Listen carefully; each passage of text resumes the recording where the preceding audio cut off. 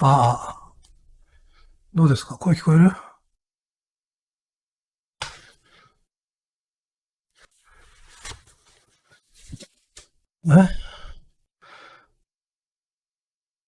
え、いけた？ああ、よかったよかった。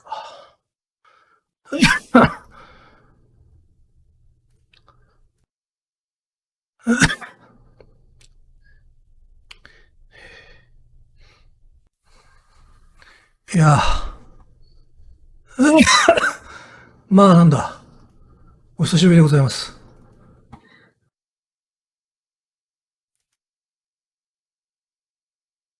お久しぶり。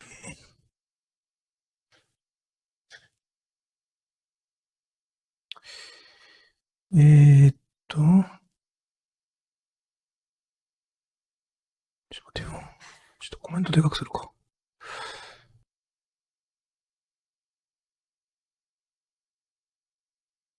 あら、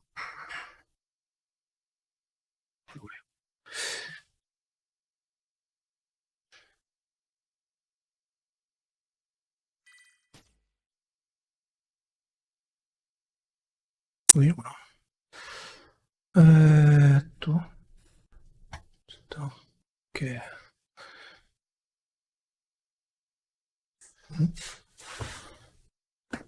いやー、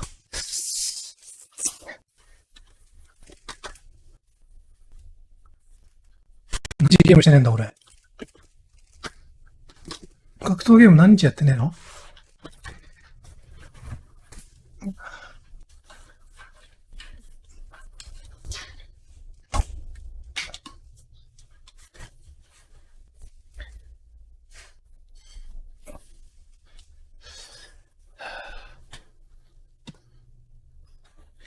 いや、まあ、あの、とりあえずね、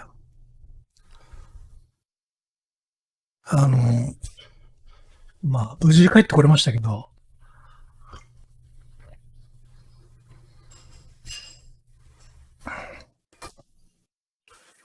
死ぬかと思った。ああ、ガチで死ぬかと思った。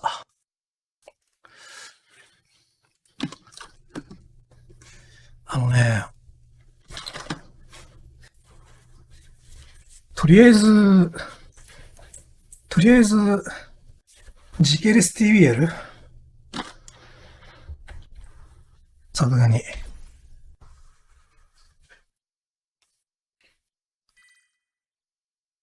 さすがに時系列 TV するか。マジでね、あの、感想としてはね、二度と、二度とかかりたくない。まずそれが感想。てか多分俺、すべての人が、あの、思うことだと思うけど、えっと、中等症っつってさ、まあ軽症があって、黒人なんかは軽症だったんだけど、軽症があって、で、中等症、中等度とかって言われてる段階があって、その次が重症ね。で、俺はその真ん中、中等症、中等度だったんだけど、あの、まあ普通に、その、俺より上があるんだなっていうのを思った時に、あ、これはもう死ぬなと思った、普通に。もう俺がだから、まあ、ミドルクラスなわけよ。症状としては。で、これで真ん中なんだったら、あ、重症化はもう死ぬなと思った、普通に。うん。全然死ぬなと思った。ってぐらいきつい。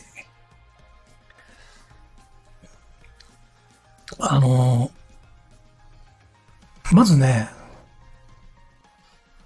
てか、入院できてなかったら俺多分、下手したら死んでたな。普通に。入院できてなかったら俺下手したら死んでた。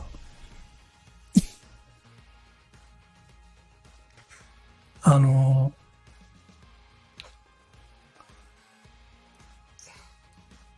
もうね、マジで、悪いこと言わないから、みんな気をつけた方がいいわ。ビビるきつかったわ。あの、まあ、5日にね、熱が出たのよ。確か。合ってるよな。確か5日に熱が出て。5日っていうか、えっと、ラジオの日か。ちょうどラジオの日に熱が出て、でまあ風邪かなと思ってて最初はね。で、まあ、普通に寝てたのよ。あ、風邪かと思って。まあ今日はもういいやつ。ラジオもちょっとじゃあ。てかまあ、その配信ちょっとやりすぎて、まあその配信のこの疲れが溜まってんだろうなとかって思って、免疫も落ちてんだろうなと思って、だからまあちょっと体調悪かった時に、あ、いいや、今日はもう多分休めってことだなと思って。俺ほらめちゃめちゃ配信してたでしょ、その直前まで。そう。で、じゃあ今日はもう早めに、朝の、昼の段階でもう今日、ラジオいいやと思って言ってた。んで、夜中、熱を見たら、まあ大体8度ぐらいで、やっぱ下がんねえよなと。でその日は終わったの、それで。ほんで、次の日、朝起きて熱上がったら、9度あったんだよね。で、9度って俺出ないんだよね。今までの人生で9度って多分、出たことあったかな、多分なかったと思う。9度の時点で多分、人生初で、あ、9度も出るんだと思って。で、念のため病院行っとくかと思って、病院行って、で、簡易的なPCR 検査、鼻の奥に綿棒を突っ込むやつをやったら、陽性ですって言われて、マジかと思って。まあ確かに尋常じゃねえ熱だもんなと思って。そっかと思って。とりあえず一回、まあ自宅療養になって、で、えまあホテルに行くかどうかとかそういうのは、まあ保健所から連絡が行きますと。で、待ってたの、保健所から連絡。だけどその日は連絡が来なくって、で、次の日に、保健所から連絡が来て、で、まあ症状、まあこうでこうでって言ったら、じゃあとりあえずホテルに移動ってことになって、うん。で、家の近くの、まあホテルに移動になった。で、その時はね、熱が9度ちょっとぐらいあって、まあ体調もね、そこまで悪くはない状況で、味覚はね、ちなみにありました。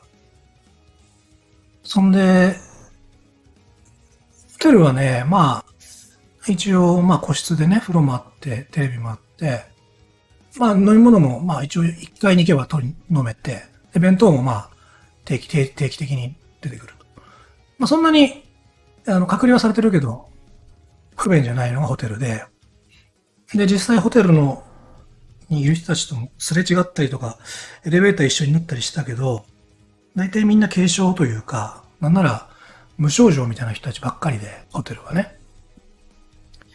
そう。で、まあお前、待ってました。で、そのホテル入った日に、酸素のね、数値を測るんですよ。熱とは別に。こう指にね、こう混ぜて、それで自分の酸素濃度みたいなのがわかる機械があるんだけど、でそれをまあ、ホテルに行ってやった時に、ちょっと俺数値が低かったのよ。95ぐらい。95いかないぐらいかな。95、94ぐらいね。パルスオキシメーター。そう。でやって、ただ、看護師の人が、あれってなって怪げな顔して、あれ、この数字ちょっと低いなみたいな。うん。これちょっと低いなみたいな感じ。ちょっとまあ、後でお医者さん、連絡つけるから、またもう一回、測りましょうみたいな感じで。まあ、全部リモートなんだけどね。俺がいた階の一番端のところに PC の置いてある部屋があって、そこ行って、ズームで、医者とか、この人、連絡取って、っていうのがあるんだけど、まあそれはいいや。で、そこ行って、で、何時に今度はお医者さん来るんで、って言われて、じゃあ一回部屋戻って、で、はい、その時間になっていったらリモートで今度はお医者さん繋がって、で、もう一回その空気のやつやったんだけど、数値が悪いと。で、もうこれちょっとなーみたいな感じでやっぱりお医者さんも言ってて、ほんで、うん、ちょっとじゃあ何時何時にもう一回最後っていうかもう一回測って、その時に数値が悪かったら、あの入院みたいな話になった。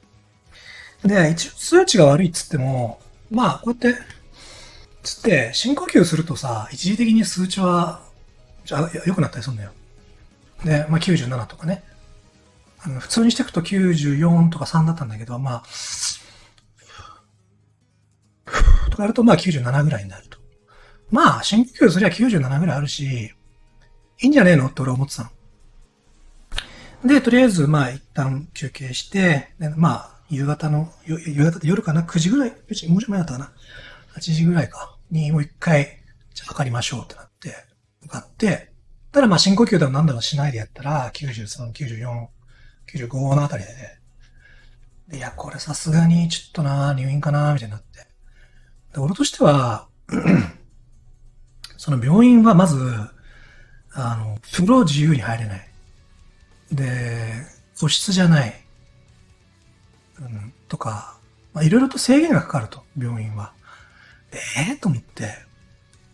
で、まあ、ちなみにその酸素濃度が低いっていうのは、コロナの患者っていうのは自覚できないんだって。俺も低いんだけど、わかんないの。何がそんな数値低いんだかわかんないなって思ってんだけど、それはそういうコロナってそういうものらしくて、わかんないんだって、自分が酸素濃度が下がってんで、どうしようかなと思って、めんどくせえから、大丈夫だろうと思ってたから、正直。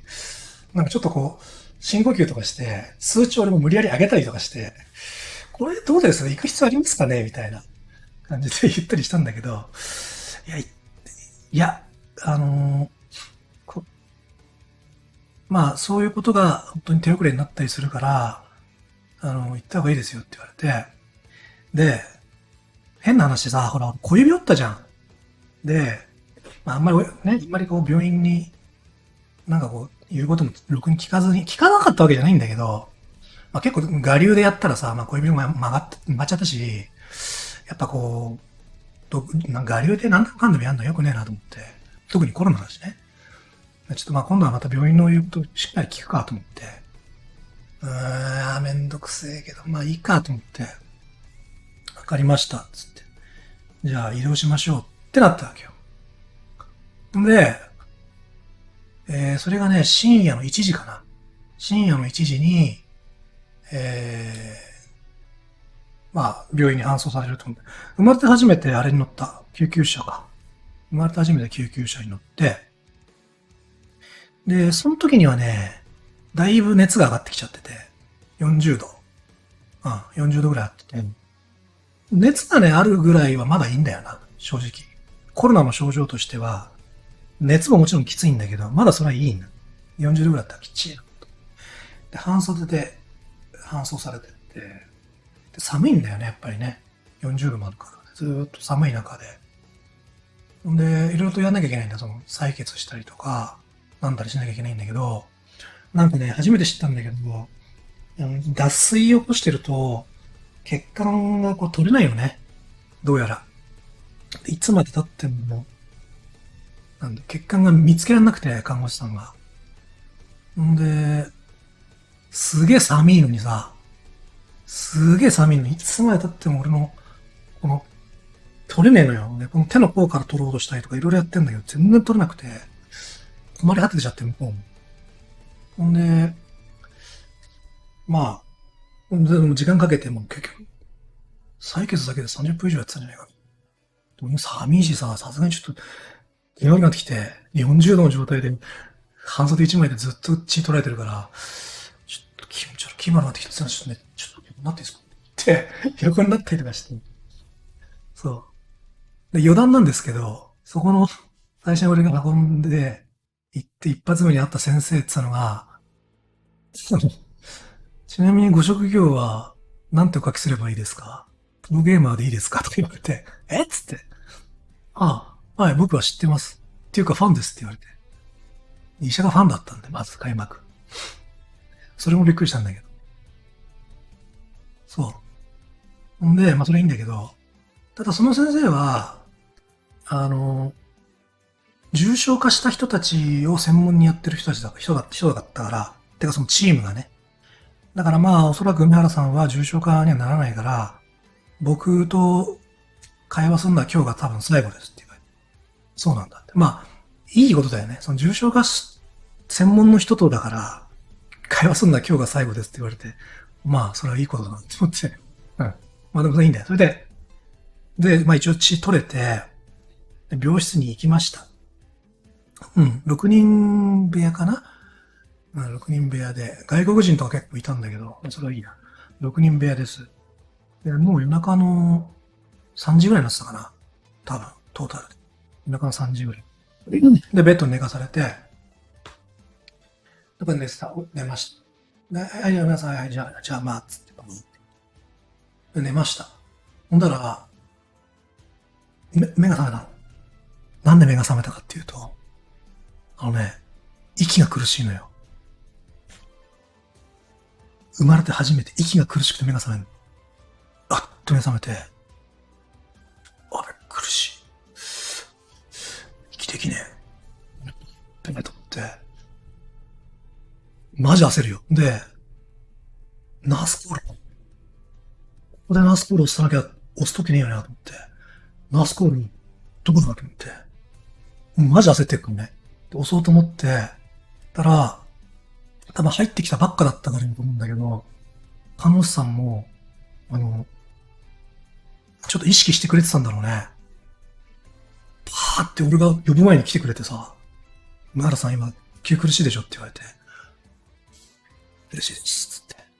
ほんで、これ、呼吸器みたいな鼻のやつ、ぶっ刺して、ほんで、そしたらとりあえず、なんか息が、呼吸がなんか入っていく感じがして、はぁ、やべえ、助かった、みたいな。でもうね、あの、病院行こうかな、どうしようかなとか言ってたわけだけど、その日ね。もうね、初日から、はぁ、来てよかった、みたいな。初日一発目から、うわぁ、病院来てよかった、みたいな。もう、一発目から洗礼浴びて、もう数値がね、90切っちゃってんだよね。80何歩ぐらいになっちゃってて。めっちゃ苦しいんだよ、本当に。でも、つって。で、最初は0.5っつって、空気の量みたいなの変えれるんだけど、最初は一番少ない0.5で0.5でやって。で、それがまあだから、入院初日だったんだけど、でそこからというものはね、地獄よ。本当に地獄そっからも。まずね、何がきついかっていうと、熱がね、基本、ちょっとあるんだよ。一日中ね。まあ、解熱剤飲むと8度ぐらいになったりはするんだけど、基本的には9度あります。で、何が恐ろしいかっていうとね、いろんな機能というかね、がね、バカになってくんだよ。だから、例えばめちゃくちゃ腹減ってるんだけど、はずなんだけど、食ってないから、腹減ったっていう感覚がないの。で、喉も渇いてるはずなんだけど、喉乾いてるってなんかわかんないよ。喉が乾いてるから。その、喉が乾いてるなってのはわかるんだけど、普通、喉乾いたら人間水飲むでしょ。でも、喉が渇いたから、じゃあ水を飲もうっていう風な当たり前の思考回路になれないのよね。だからもうおかしいんだよ。だからもう、喉乾いてるけど、なんか飲みたいと思わないなって。腹減ってるけど食いたいと思わないなって。でも、生物として正しい反応ができてないのよ。昔俺介護やってた時にさ、なんつうの、そういう、も臭い近い人たちとかって、飯を食いたがらないの。飯も食いたがんないし、飲み物も飲みたがんないし、でもその昔、それで食事無理やりそれでも食わせなきゃいけないから、なんとかこう、食事の介助とかやってたけど、あの時にさ、なんで食わなきゃ死んじゃうのに食おうとしねえんだもんって不思議だったんだけども、俺コロナになってね、分かったよ。あのね、もうそれ理屈じゃないんだよな。食いたいと思わないの。飲みたいとも思わない。頭で分かってんだよ。腹減ってる。喉乾いてる。食わなきゃ死ぬって分かってんだけど、食いたいと思わないし、飲みたいと思わない。これだったんだと思って。そう、まあ、で、何が恐ろしいかっていうと、要するに食おうとか飲もうっていうふうにしないから、結果どうなるかっつうと、脱水起きるわけよ。脱水。で、熱が出てるし、脱水でしょ。脱水起きるとやっぱさすがにね、めちゃくちゃきついんだ。体がもうブワーってなっちゃって。でもうわーって頭もぼーっとするし、これやべえなって思って、脱水は起こさないようにしなきゃいけないから、その、普通は当たり前のように飲んで食って、脱水にならないようにしてるものを意識して、自分の体を切り離して考えて、俺は脱水になっちゃうんだから、飲まなきゃみたいな感じで、無理やり水を飲むわけ。ね。無理やり水を飲む。で、まあなんとかそれで、こう、水分を確保するんだけども、入院中何が一番地獄かっていうと、トイレなんですよ。で、トイレの何がきついかっていうと、まあ寝てるじゃん、こうやって。ね。ちなみにね、そうだ、この、寝ながらこの鼻のさ、空気のやつやってくじゃん。そうすると、あのね、寝てると背中が圧迫されて、息が苦しくなるの。まあこれは多分コロナになった人たちならわかると思うんだけど、だからどうするかって言うと、うつ伏せになるんだよ。症状があまりにもきつい初期の頃は。うつ伏せになるのかって。そうすることで背中が圧迫されなくなって肺がちょっと使いやすくなって、いくらか数字がマシになる。うん。俺も最初寝てるときつくてさ、寝てるだけで息できねえんだよ。そんなことある。うん。とりあえずこうやってうつ伏せになって、で、なんとか確保して、給を。そう、まあそれはいいや。で、まあその段階がちょっと超えて、一応まあ、うつ伏せじゃねえや、仰向けで寝れるようになってきたんだけど、何がきついってトイレ。まず、これ寝てるでしょ。で、この段階はまあ一応いいんだが、熱があったとしても、俺はまだね、まあ言ったら唯一の、もう休息の時間、安全時点。で、でもトイレ行かなきゃいけない。でしょ。水もいっぱい飲んでるから。で、体を起こします。はい、体を起こします。もうこっからもうね、何十秒も呼吸整えるのに時間かかる。もう、この状態、寝てる状態から、体を起こすだけで、地獄。むちゃくちゃ地獄、まずこの時点で。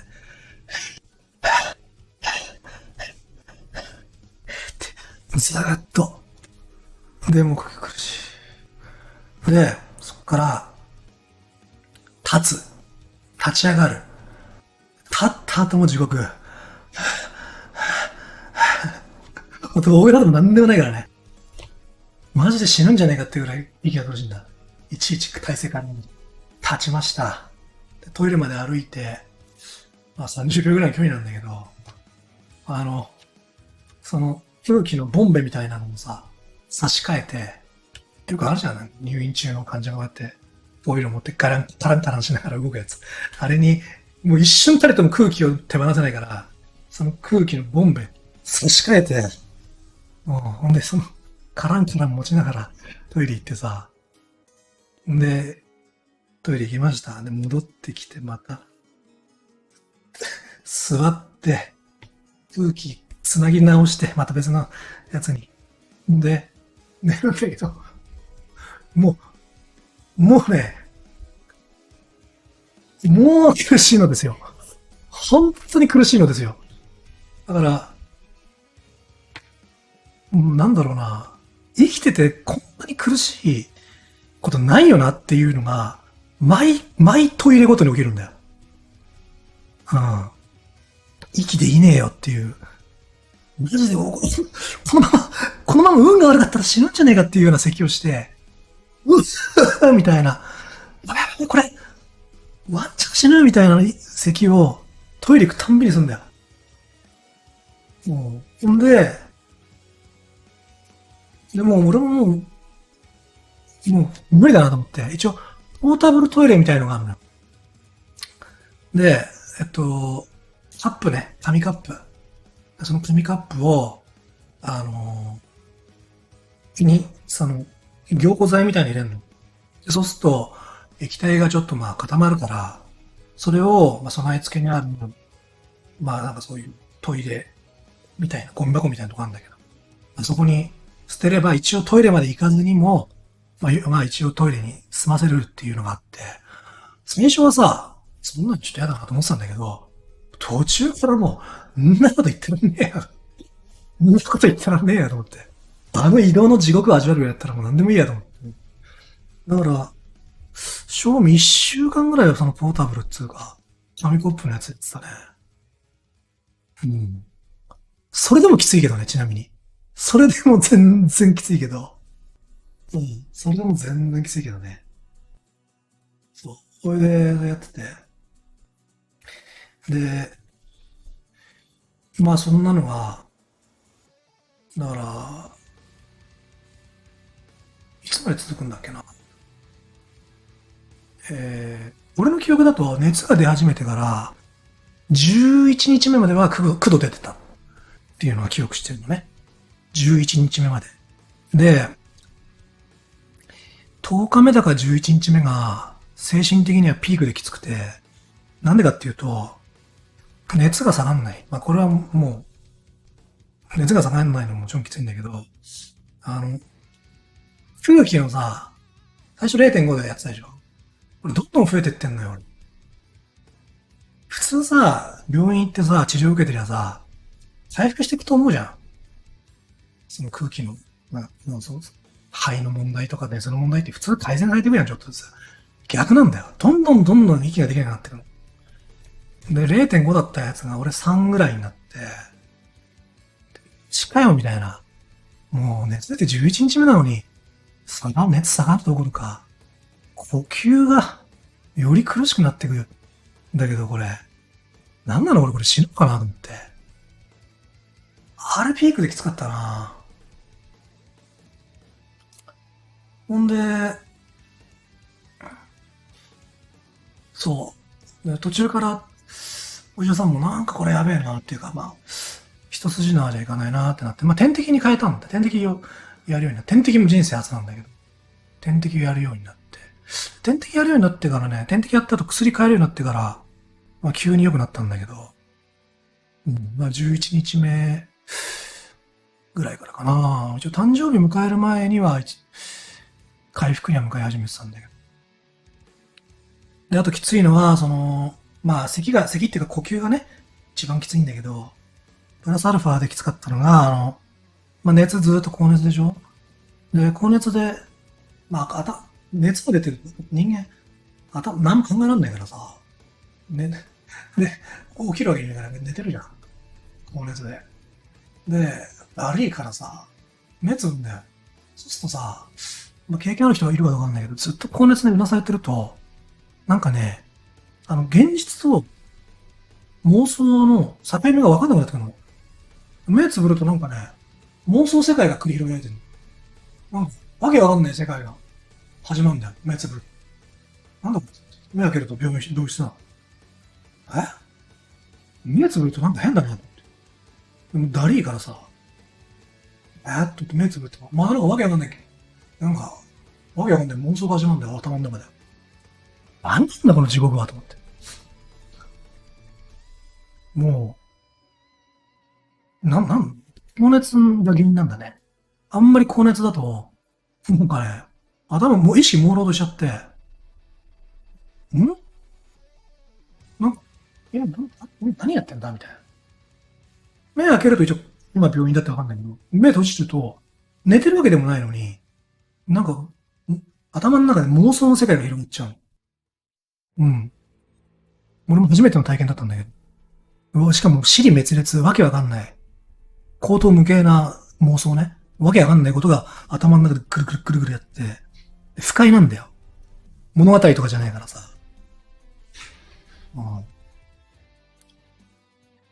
そう、それがきつく、でそれを、その地獄を何日か、だから10日間以上か。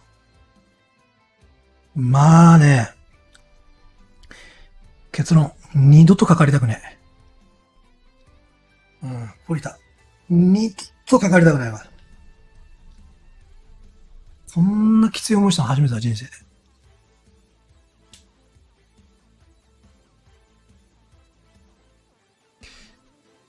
うん。マジでね、見て気をつけた方がいいよ。ほんと地獄だったわ。あの、まあ、ね、その軽症の人だったら、そこまでの思いはしないと思うけど、うん。俺ぐらい、中等度、中等症クラスの、症状になった人はマジで地獄だよ。本当にね、びっくりする。で、ああ、これ、病院来ただけ死んでたなって思うんだもんね。で、同時に、梅原さんはまあ重症じゃないですって、看護師さんとかさ一緒に寄れんじゃん。ああ、この上があるんだ。それはしないよなって、普通に思うよ。ああ、この上だって死ぬでしょって。これですらもう怪しいのに。この上はそれ死ぬよね。うん。何の疑問も持たなかった、そこに。余裕で死ぬわ、あの上は。うん、もうね、本当に恐ろしかった。皆さんお気をつけください。うん。とんでもねえわ。コロナウイルス。とんでもねえ。ただの風邪じゃねえ。ただの風邪じゃなかったよ。マジで気をつけてくれ。とりあえず、なんだ。いや、しかもね、重症化とまでいかなくても、病院ってほら今数が足りてないでしょ。だからね、病院入れなかったら本当にもうかなり危ないと思うよ。うん。てか俺は多分死んでた。俺は自宅療養だったら多分死んでた。だから、不幸中の幸い。皆さん本当にお気をつけください。生きて。みんな生きて。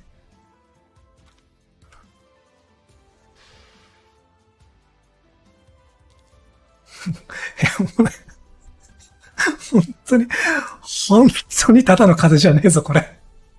ふざけんじゃねえよ、マジでよ。誰だよ、風邪っつったやつよ。マジふざけんなよ。余裕で死ねたわ。誰だよ、風邪っつったやつ。マジきちかったぞ。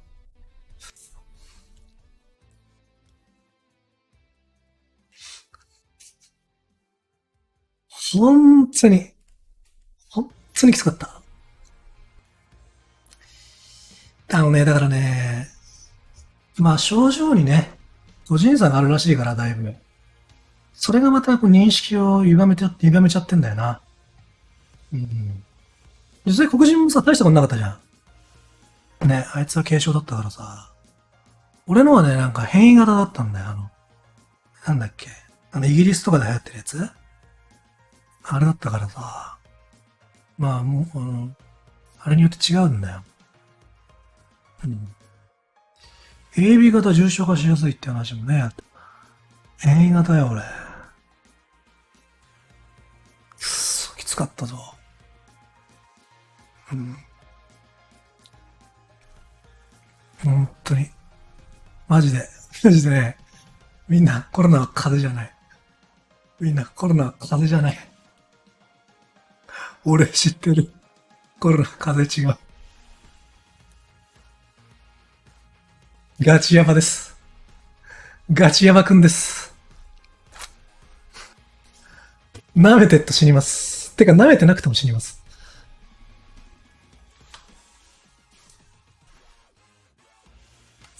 ほんとね、いや、言うてさ、みんなさ、実感ってか、わかんないじゃん。身の回りの人がなったりとかさ、自分がなったりとかさ、ニュースだけだとなんかよくわかんないじゃん。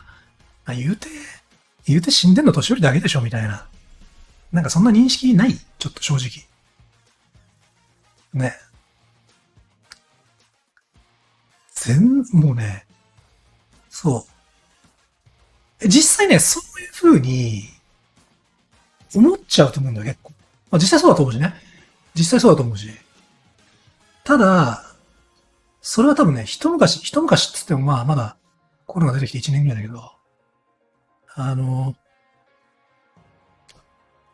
もうね、今は違う。もうアップで入りまくってて、もう今はもうね、もう今は違う。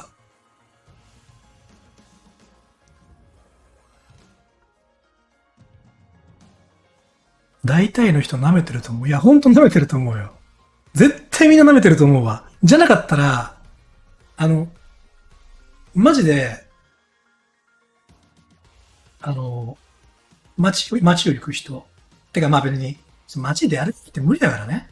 それ自体は別にしょうがないんだけど、ほんとね、インタビューしたいもん。しょうがないと思うんですよ。つって、生きていく上でしょうがない。全然これ悪いことじゃないと思うんです。しょうがない。ちなみに、かかった時どのぐらいきついと思ってますみたいな。それ聞きたい。それ多分認識絶対違うと思うんだよ。俺二度と嫌だもん。二度とかかりたくないもん、これ。だから、二度とかかってなるものかって思って行動してる。まあまあね、若い人たちは重症化、軽症化で済むかもしれないけど。これを一回体験したら、絶対違うと思う、行動が。本当に。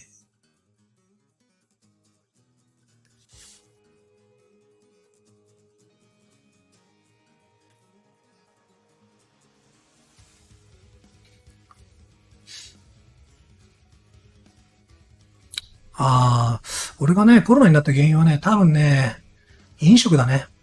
外食だと思います。それしか考えらんない。うん。だって、他の人なってないんだもん。俺以外の人は。なんだかんだ結構さ、外食してたから、多分そこなんだよな、原因な。うん。散歩いや、散歩は影響ないよ。散歩でこんなになったらもう終わりだろ、この世界。散歩は関係ねえだろ。多分ね、俺結構外食してたから、それが原因だと思うわ。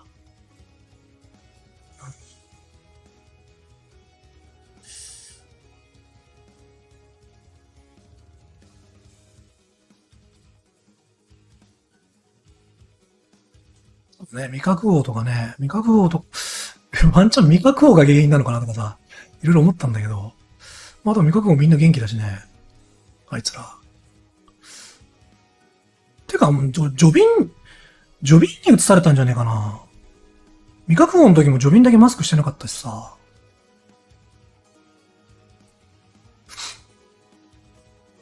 でも何にしても、いやー、かわいそうだけどな。やっぱ飲食店が、やっぱ一番危ないのかな。うん、飲食店がやっぱ一番危ない気がする。なんだかんだで。うん。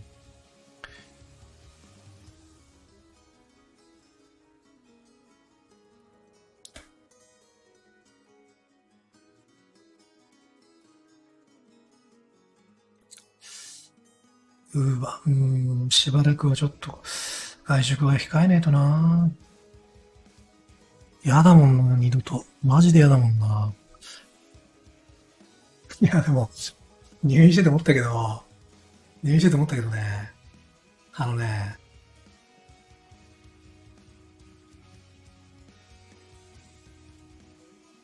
昔ので言ってるけど、改めて思ったのはね、健康、ね、健康で生きてるっていう時点で、人生はまず、もう、勝ち。大勝ち。圧倒的対象。記録的ボロ勝ちなわけですよ。健康体で生きてるっていうのは。もう改めてそれをね、実感した。もうね、それ以外のね、あのね、どうでもいい。クソどうでもいい。本当に。それ以外のことは。もう、もうどうせ死ぬんだよ。どうせ死ぬから、死ぬまでの間に、どんだけ健康を維持できるかなんだよ。もうそれ以外どうでもいいわ、本当に。もうなんか、持ちキャラが弱体化したとかどうでもいいわ、本当に。マジで。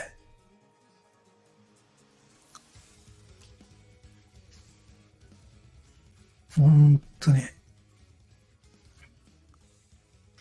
もうね、生きてる。もう、生きてるっつうか、健康。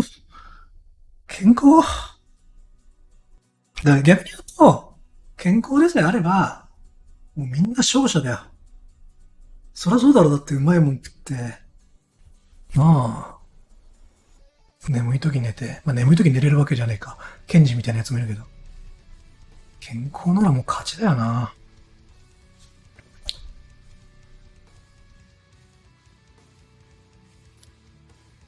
人生観変わった。うん。さすがにちょっと変わった。生き、健康第一。生きてなんぼ。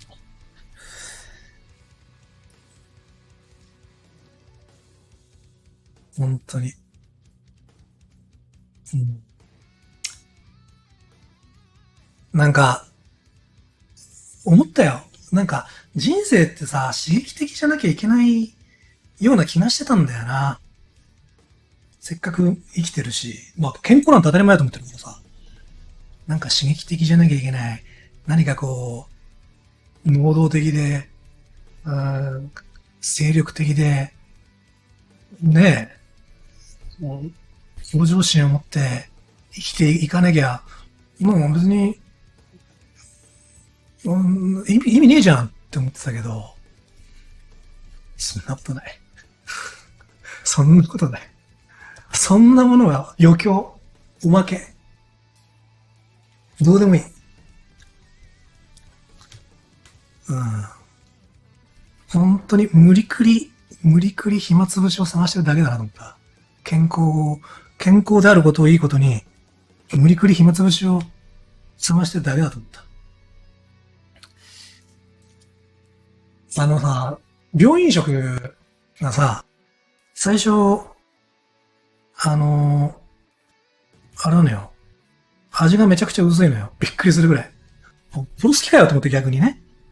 大体メニューはまあご飯が大体8割方、9割方、献立にあって、それとまあ小鉢みたいなのと、まあ、すげえ薄味のおかずが一品つくんだけど、あの、最初さ、味薄くてさ、食った気しねえなと思って。ああ、早く退院してえななんて。まあ、舐めててまだね。だけど、慣れてくると、まあ、味覚がさ、薄味に慣れてくるでしょ。そうすると、この、ほうれん草のごま和えでいただくお米なんと美味しいんでしょうとか、この、ね、豆腐のなんかこの、豆腐となんかこの、なんかの煮物で、このちょっとの味付けで米食うの、うまーみたいな。なんかね、病院食がだんだんうまく感じてきて、本当に。うまっ病院の飯うまって思って始めたの、まず。うん。てか、あとやっぱなんだろうな。長年さ、食い物を他人に管理されるってことをしてこなかったでしょ。大概自分で好きなもん食えるじゃん。ね、味の濃いさ、これでもかってぐらい味の濃いものを選んでさ、それを食ってさ、でもなんか満足しないっていう。だから、病院食で思ったけど、おかずってこんなに薄味でいいんだって。おかずってなんかもっとさ、もう味濃くなきゃダメだと思ってたけど、全然飲んで。むちゃくちゃ薄味でいいんだ、おかずって。で、ずーっと食ってたのもう、毎回毎回楽しみになってきてさ、献立が。献立、うん。今日なんだろう。うん。で、お米をね、美味しくいただきたいだけだから、そうすると、梅干しが一個、ポってなってあったの。おかずで梅干しが。もうそれがもう、梅干しと思って、梅干しでこう、食う米が、うめえのな。すんげえうめえのな。なんか焼肉の、さあ、なんか高級それこそなんだ何特上厚切りタン。なあ。特上厚切りタンに、こうやって米、あれして食って。ああ、うまいとか言ってたけど、うまかねえんだもん。梅干しの方がうまいよ。全然。間違ってた俺は。もう梅干しだったりだとか、あとは、あえ物とかね。うん。ひじきとか。そういうのの方がうまいよ。そう、超えてきたよ。梅干しで超えてきた。でね、この病院食で管理されてるでしょ。ねまあ、体力落ちてんのよ、今。体力は、多分本当に、まあ、生まれて、今までで一番落ちてると思うんだ。2週間、ほぼ2週間寝たきりだったから。だけど、栄養状態はいいと思う。なんか内臓は元気な気がする。うん。だから、ちょっと、病院に飯だけ食いに行こうかなと思ってさ。飯だ飯だけちょっと、回数券かなんかで、食堂として、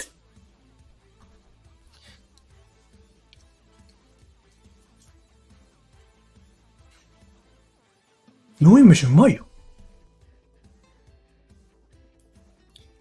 病院飯最高だった。なんかでも、うん。なんか狂った生活ね。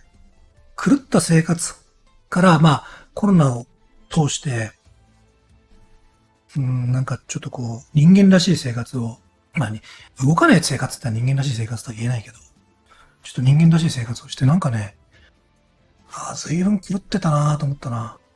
この何十年間か。なんと人間らしくない生活をしたんだろう。酒も飲むしな。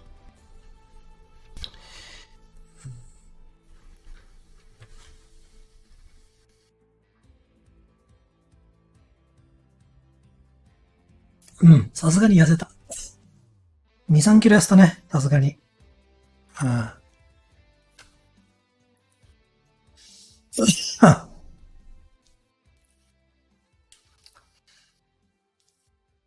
酒飲んでないよ、だから。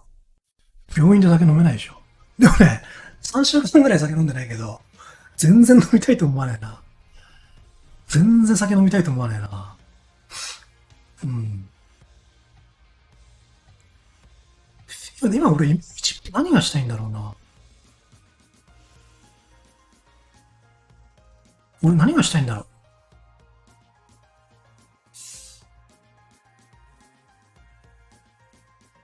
でも散歩かもしんないな。散歩かもしんない。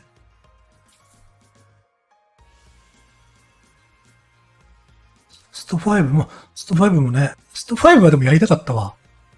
うん、暇だったもんな。なんかアップでも入ったんでしょ？みんなと話、みんなと話したいね。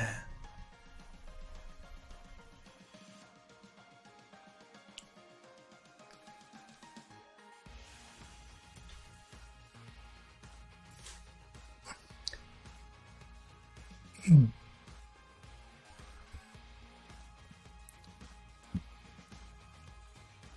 えー読めねえ。コメントが読めね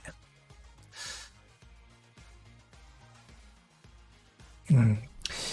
散歩したいね。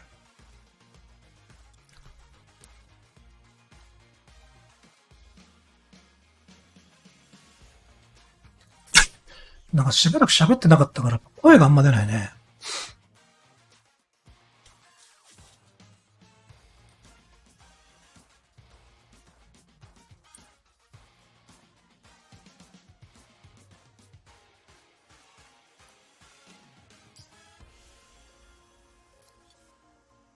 なんかね、俺の足じゃねえみてえに、足が、なんか、頼りない。歩くじゃん、ちょこっと。なんか、あれ疲労を感じる。歩くだけでちょっと疲労を感じる。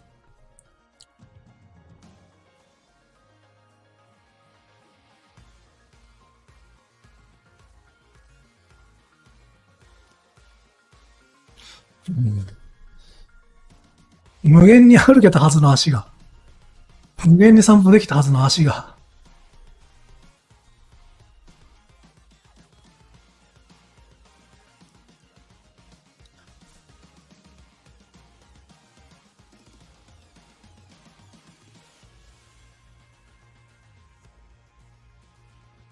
匂いがする。味覚系はね、大丈夫だった。それがまあ、良かったっちゃ良かったね。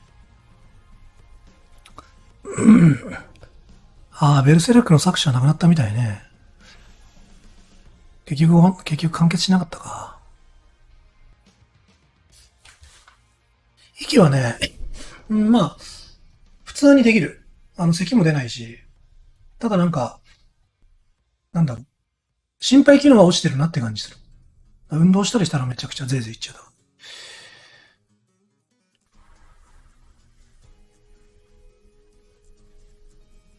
ガッキー結婚。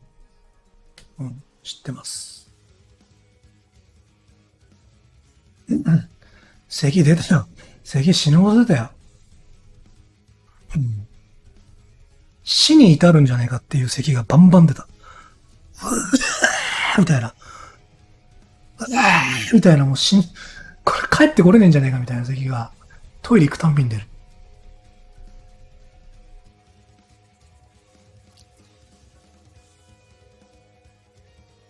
ビデオメッセージ見てない。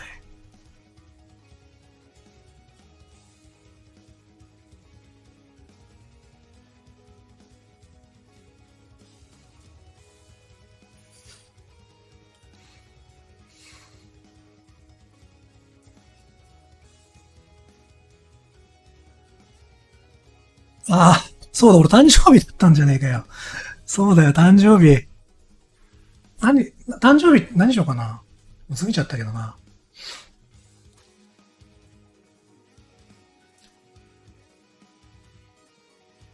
ケーキ食うか。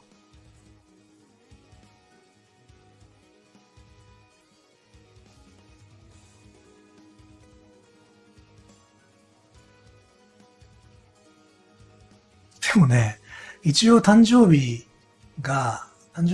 になる頃には、回復に向かってたから、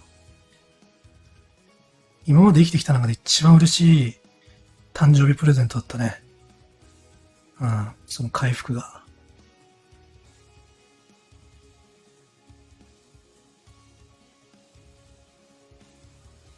もう40だぜ、しかし。いや、でも、わかりやすいな。わかりやすい折り返し地点で、に、にあの、すごく貴重な体験をした。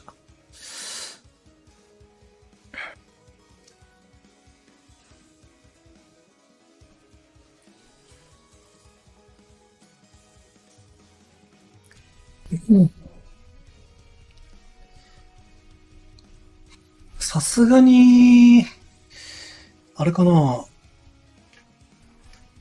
んだけゲームやってないと、やっぱすげえ弱くなってんだろうな。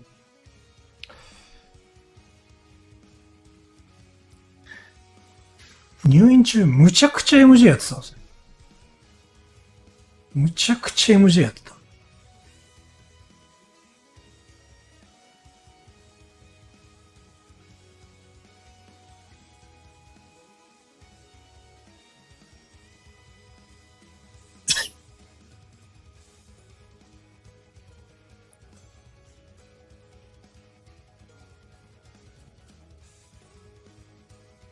あのね、まず、もうね、時間をどう、あれするかね、やばいよ、だって。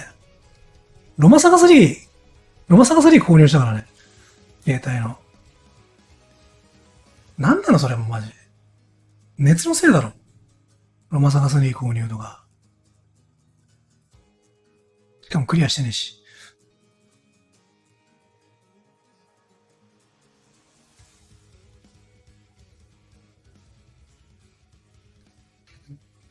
そう。もうやんないけどね、しかももうやんないけどね。クリアする気も起きないし。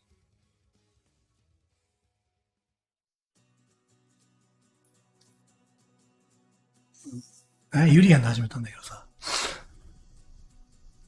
ちょっとあのゲーム、今どうでもいいんだけど、ちょっと、さ、まあまあ、分かってたことだけど、ストーリーなさすぎじゃねあのゲーム。ロマサガ3。大丈夫？ストーリーあんなに削っていいの？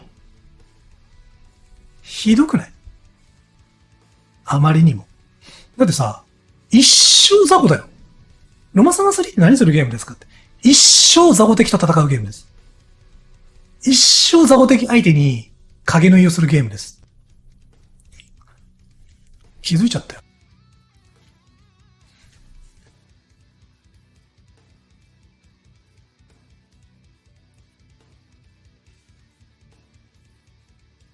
本当に。さすがに俺もね、もういい。結構やったけどね。いや、さすがにもういい。結構やったけど。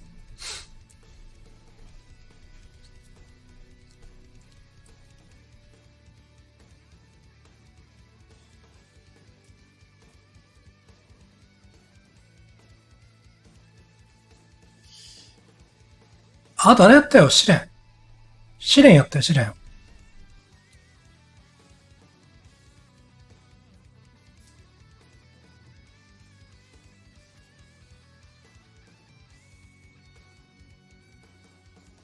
試練は、あの、なんか、あそこまで行った。なんか、わかん、新しいやつ。過去、現在、未来、超えて、なんか夜になる。夜の時間が始まるところまでは行った。そこでやめた。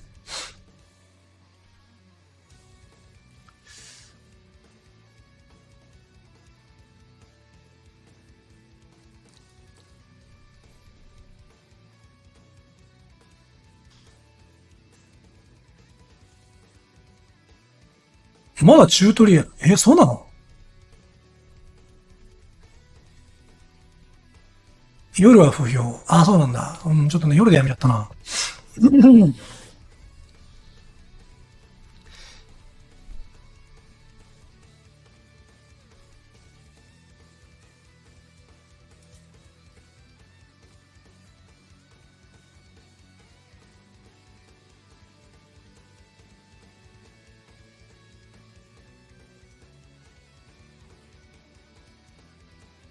そこクリアしたらチュートリアル終わり。あ、そうなんだ。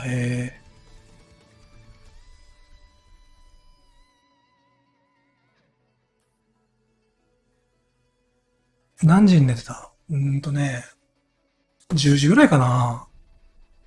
10時ぐらいに寝てたね。印象的なやつ書こうと思わなかった。思わなかった。思わなかったけど、これ死んじゃうのかなって思った時に、まあでも、やりたいことだったら、もうやっちゃったしな、みたいな。未練はなかった、意外と。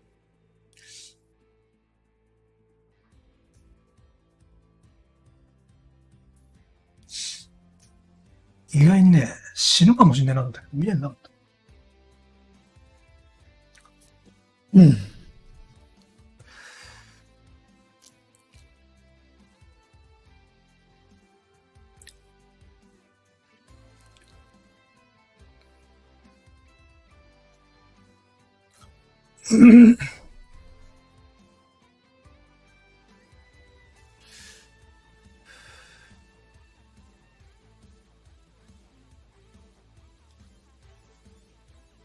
寝てる時も、いや、寝てる時は咳出ない。後遺症も今んとこないな。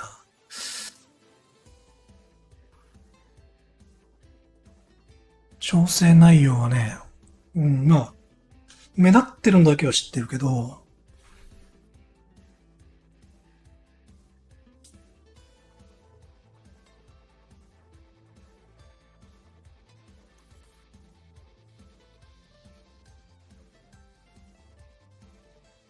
思考能力落ちる。落ちるよ。てか、もう意識朦朧としてるもん。幻覚見てる。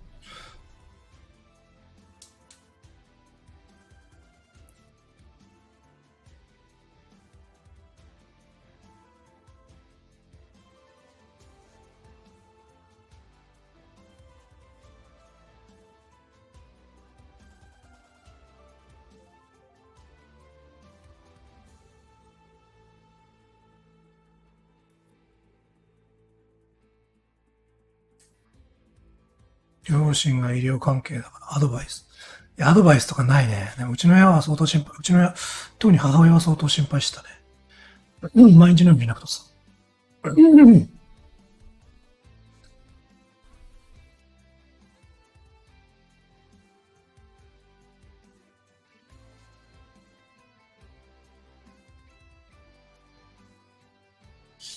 いやー、でも健康。うおー、健康を手にしたぞー。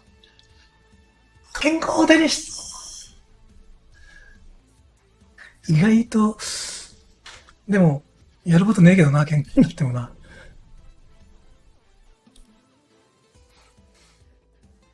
こんなに欲しいもんなかった。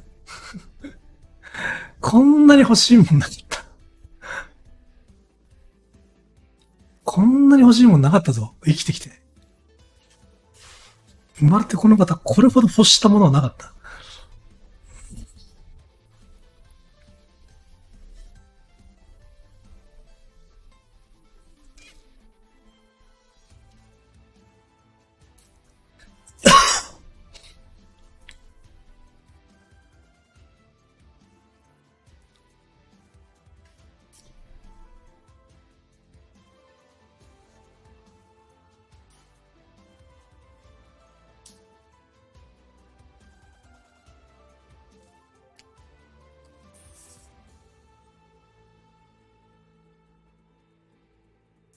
酒も別に飲みたいと思わなくなっちゃったもん。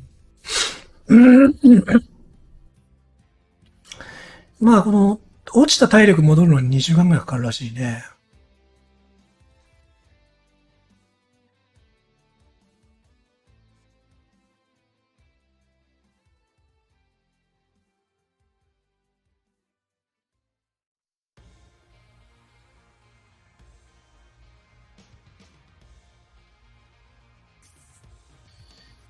俺は軽症じゃない。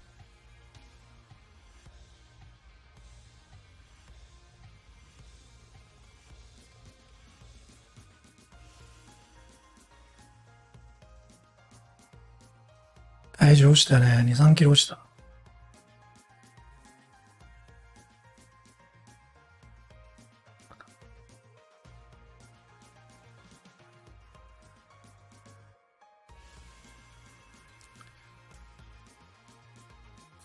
そういえば風呂、人生でね、初めて風呂に、まあ初めてというか、何日風呂入んなかったかな。10日間ぐらい入んなかったかな。風呂。すごかったな、髪の毛。部族みたいなさ、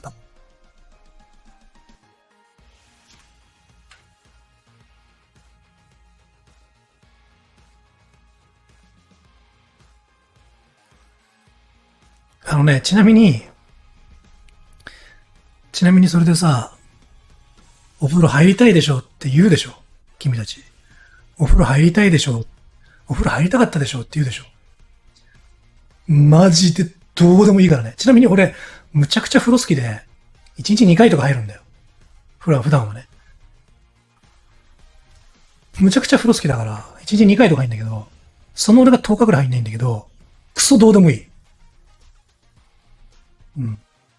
風呂なんてものはね、健康が完璧に確保された上で入る、もう超贅沢品ですわ。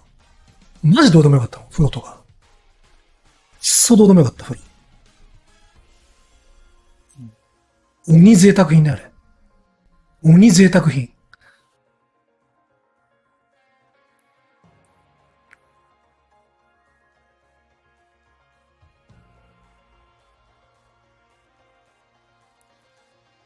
本当に。途中からでも楽しくなってきたよね。あと髪の毛がね。なんか、すげえな。髪の毛こんななんだ、みたいな。うん。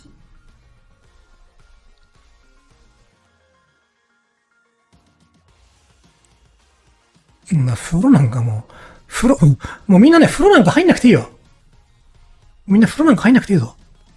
あんなもんはね、いらないよ。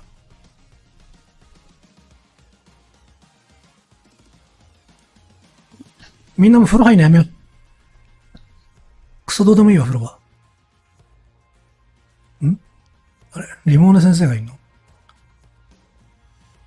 ありがとうございます。なんとか生きながら会いました。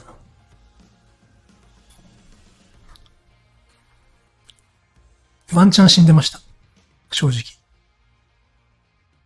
正直ワンチャン死んでました、私は。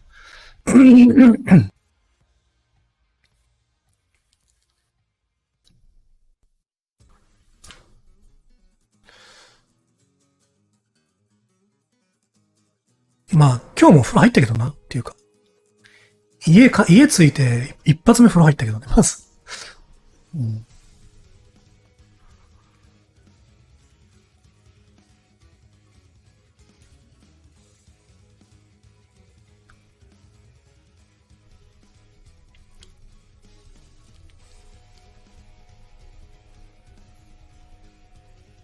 そう、贅沢品を。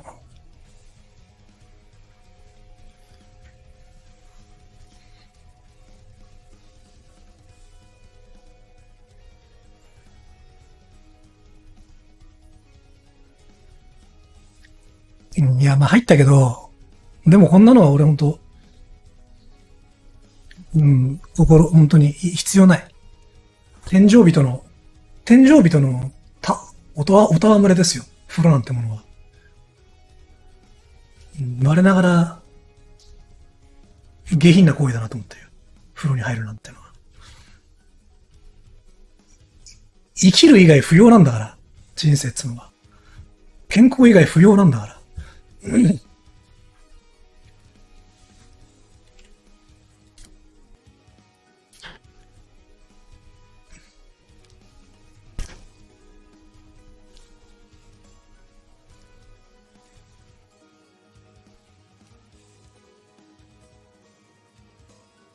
けどさ、風呂って、風呂っていつから入ってんだろうね。人間っつうか人類。風呂っていつから入ってんだろう。本当にね、だからね、あの、命のね、命というか、生きることのね、優先順位がよく分かったよ。本当に。本当によく分かった。だってトイレも途中からポータブルに変えたし、ね、風呂もどうでもよくなったし、なんかやっぱ緊急事態になると、本当に普段に分からないような人間の優先順位ってのは分かってくる。本当に一番大事なのは何なんだっていう。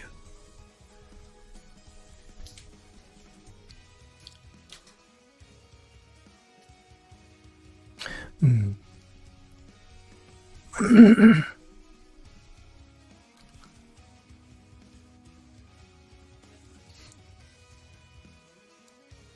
だから、やっぱいらないものだよな。いらないもの。風呂ですら、風呂ですらいらない。本当のこと言うと。人が生きていく上で、風呂すらいらない。そりゃそうだって風呂入んねえって人たちいるもんな。うん。いらないな。風呂はいらない。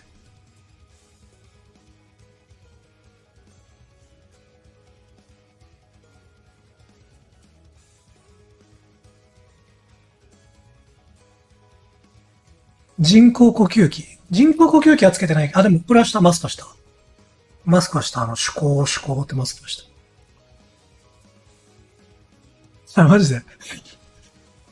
あれがねえ時のさ、マジで、なんかさ、昔、マリオとかでさ、マリオがなんか、プクプクプクプクプクプクとか言って、なんか、あの、ね、海の面みたいな、プクプクプクプクプクとかやってたじゃん。あれ、マリオって窒息しないっけ？なんかとにかく窒息するさ、ゲームなんじゃん。あれの感じになるよ。マスク外すと。マジきついからね。うん。だからいいタイミングだからね、あのね、あまりに呼吸が苦しかったから、ずっと見てなかった嘘食いのね、エアポーカーをそのタイミングで読んだ。国尾くんか。マジ苦しい。もう、空気。空気。超重要っす。生きる上で空気。空気と、あとは、水。空気。水。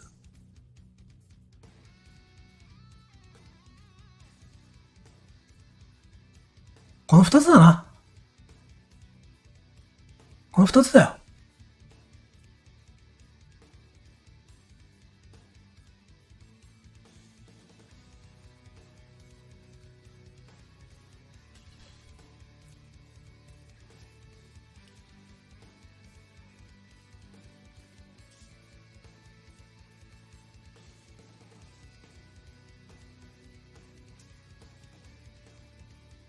いや、他はね、おまけ。つうか、あの、緊急性が低いよ。すべて。空気と水以外は。大した問題じゃない。本当に。どうとでもなる。うん。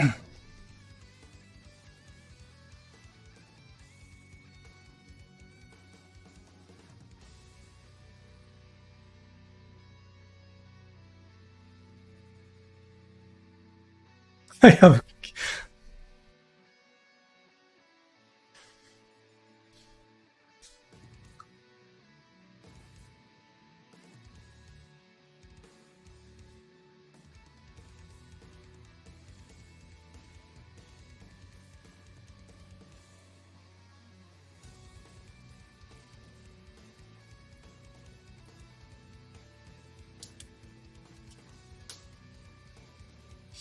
今ラーメン食ったらどうだろうな。ラーメン食いたいと思わねえんだよな、もう。なんか今食べたいのはね、キノコとか。うん、森のキノコたち。かな。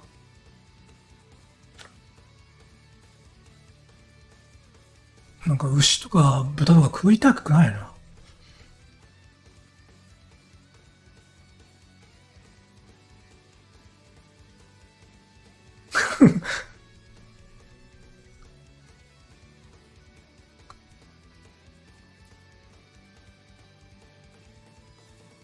何食べよう。何食ったらいいと思う？俺は健康を手にした。何を食えばいい？何食おう？二郎か。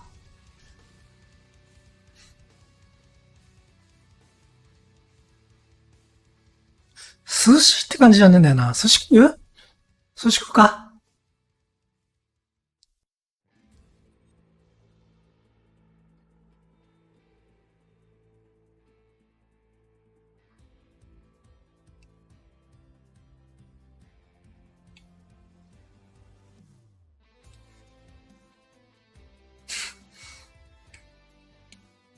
何食おうね。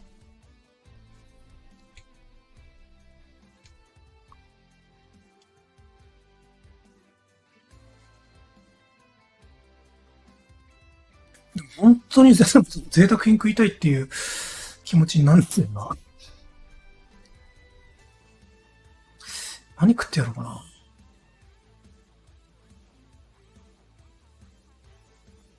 でもなんか野菜とか食いたいな。本当に。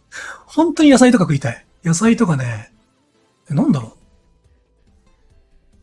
う。野菜、うん。とか、なんかそういうの食いたいな。結構ガチで。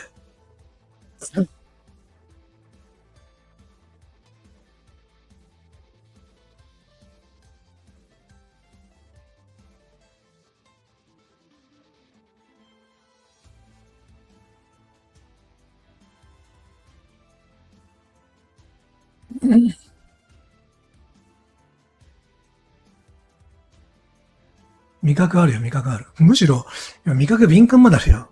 薄味に慣れてるから。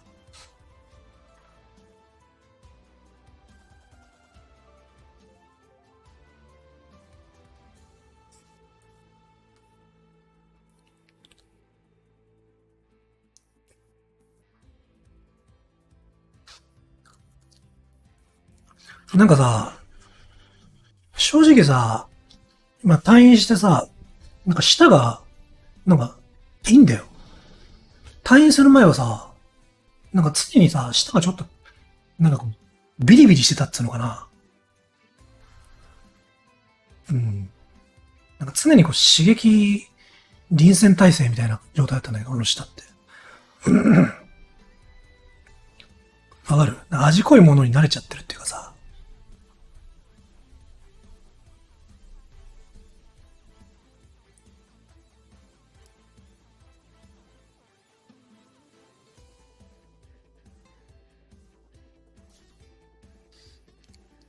ああ、鶏のそばいいね。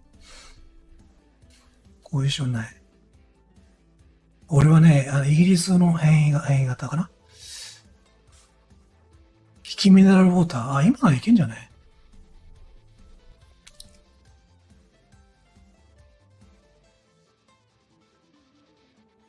痩せた痩せた。さすがに痩せた。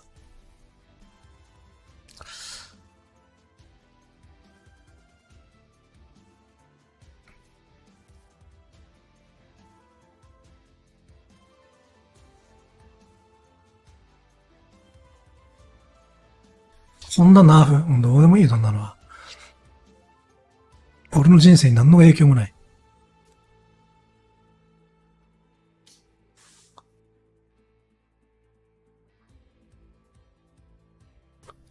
運動はできてない。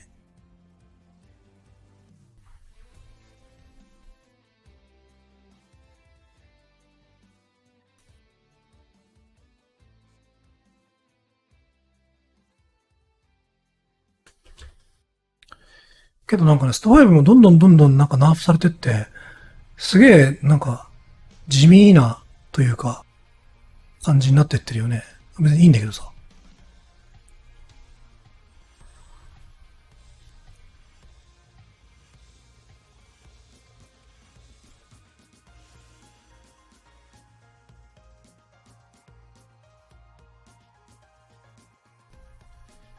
剣がやばい。へえ。